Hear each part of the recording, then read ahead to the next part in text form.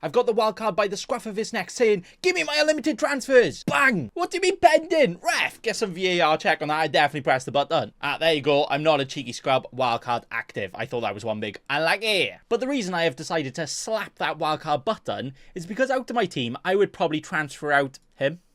Yeah, him. Yeah, definitely him. Probably him. Definitely him. Maybe, definitely him. Oh, not Morgan Rogers, my sexy booty. Maybe not Smith Rowe. Probably Watkins and Muniz.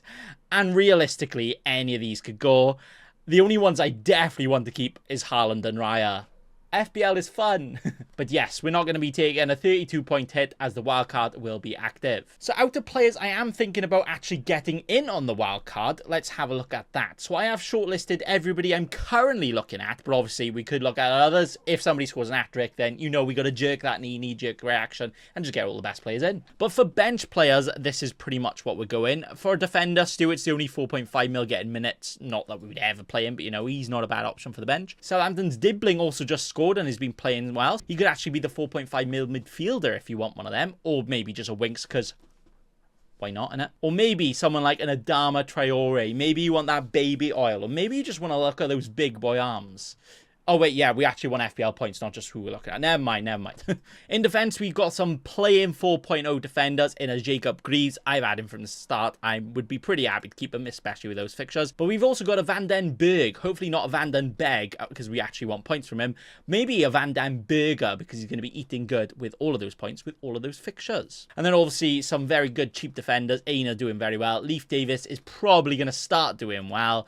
And also Rico Lewis and all of them too. In defense, I'm obviously in a very committed relationship to Raya. No chance of me getting rid of him because I've got him since the start. And if I didn't have him, I'd probably be last in the world. Unlucky. But if I did want to go for a cheap goalkeeper, it would probably be Sanchez or what the Flecken. Yeah, it could be Flecken. I'm also just watching this Dean Henderson performance and like, hang on, you know what? Maybe he's the one to go to.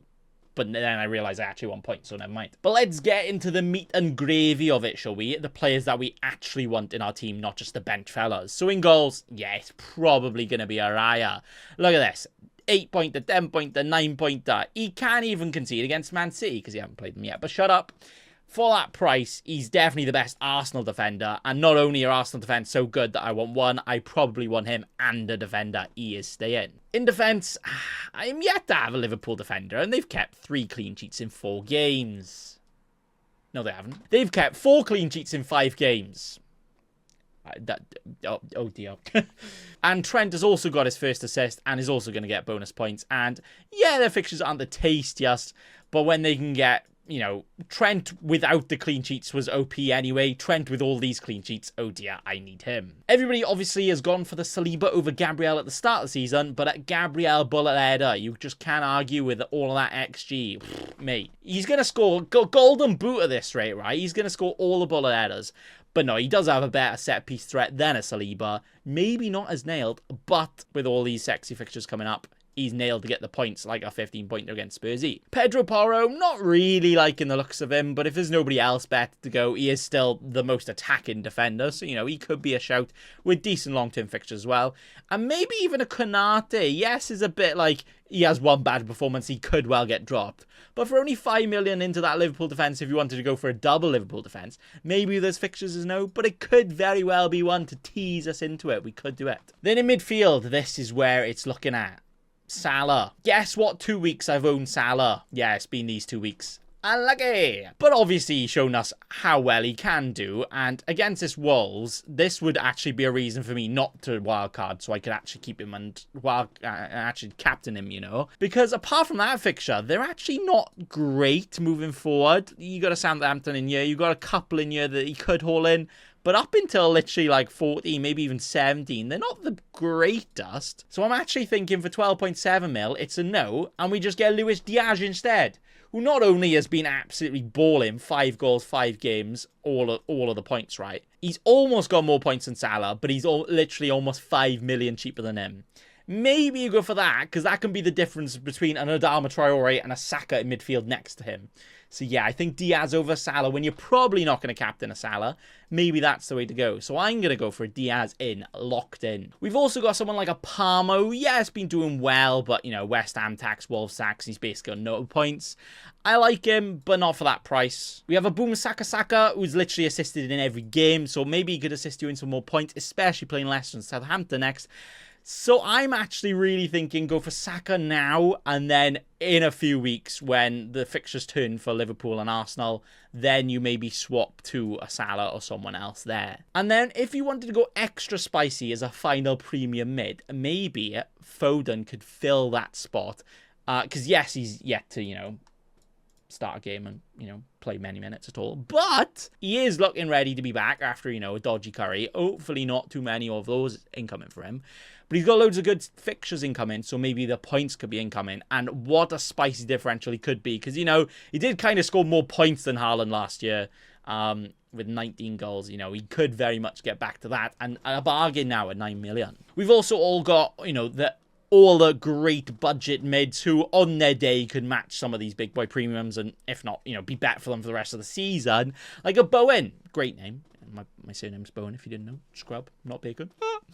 But, you know, even though he's just blanked against Chelsea and Villa, he's got goals and assists in a pretty wibbly-wobbly West Ham team. But in these fixtures, I think he's nailed on for that 7.5 mil. He could, even though he doesn't seem like much of a differential, and even though loads of people are going to be looking at him on a wildcard anyway, he could definitely be the one to go for there. Mbeumo, what is he doing? He's literally, if he had a hairline, he could literally have like Elise level hype, but he doesn't. And he looks about 28 because he's balding with that hair. But no, he's actually like 22, 23 and absolutely balling right now. Getting all these points and has all these great fixtures upcoming. Could even be on pens as well. Get him in. Yes, I do actually have a Raheem Sterling in here because even though he's now gone to the Arsenal and played a whopping 10 minutes, for less than 7 mil with these fixtures, he could be a sexy, spicy differential punt. If you want a little bite into that Arsenal pie, if he starts, he could be the one. He probably might not start, but you know, he could. And if he does, boy, oh boy, I could be looking at him. And then we got other players like a Garnacho, who's actually started a game, and this would be the one game he doesn't score. Harvey Barnes, scoring in literally almost every game right now. And yeah, not the best fixtures, but for that price, he'd probably end up scoring against Man City and blank against these, because that's just what he does. You've got a Brennan Johnson, that's just my Welsh, you know, my Welsh bias definitely not paying in here. He's definitely amazing, right? Yeah, never mind. Smith Rowe has actually been scoring all the goals. Smith row your boat. I have actually had him for all these 3 goals. And yeah, the fixtures aren't good, but for that price, could very be well worth keeping. Semenyu's done pretty well this season so far, and he's also got Southampton Leicester next. So he, even for a short-term punt on the wildcard, could definitely be one to go for. And then we got others like a Minter, who's pretty mint. McNeil, who, buddy, Big Mac McNeil right here. I mean, apart from that 12-pointer, it's actually not that great. But those fixtures for Everton, boy oh boy. I mean, do you read the Everton, are any of these fixtures actually good? Probably not. But, you know, could be worth a punt. Mavidadi has also been doing pretty well recently. He could be one to go for a cheeky punt for these fixtures.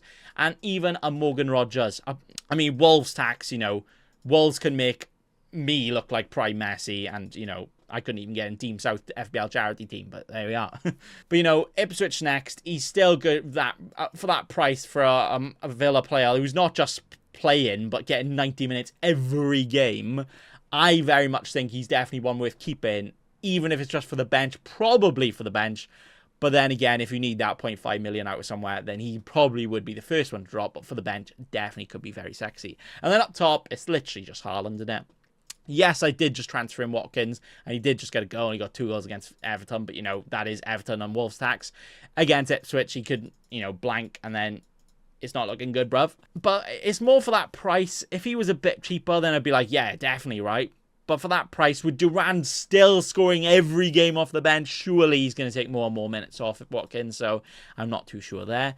I'm sorry, Nick Jackson. Ooh, myself, everybody doubted him, but he just keeps on scoring. I mean, he is scoring against these teams like Wolves, West Ham, which, you know, teams don't play these every week. But he does have decent fixtures and, you know, is kind of that centerpiece of that quite strong Chelsea attack now. You've got all these players creating for him. Maybe he's a sexy differential to go for. And then you've got the likes of Solanke, just come back, scored his first goal, got some decent fixtures for quite a while, actually, so you could keep him in there. Hopefully he ticks along. Someone like an Even Son. I mean, pretty evil. With looks like that, I'd be like, oh, I don't want him. But, you know, with a name so long, by the time you pronounce it, he's gone and scored an hat-trick because he's got these very good fixtures upcoming for only 6 mil. Could very be good. And on penalties. And then you've also got some other spicy boys like an Nketiah. Yes, an Nketiah I'm putting in here. For that price, and probably not, but, you know, I just want to chuck a differential in here. A Calvert-Lewin who could be very good for that price as well, with that very long run of green fixtures. That's bloody greener than Shrek right there. And João Pedro, still don't know if he's back, but if he is back, he could be the one to go for. So overall, there's quite a lot of players on the watch list to actually go for, isn't there? My plan is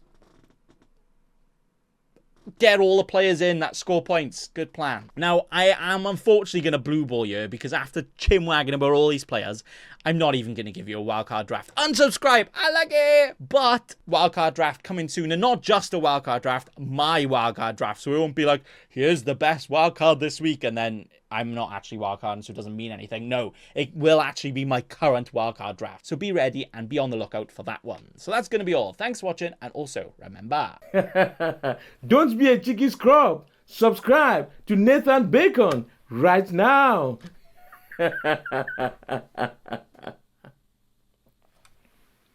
Don't let your memes be dreams.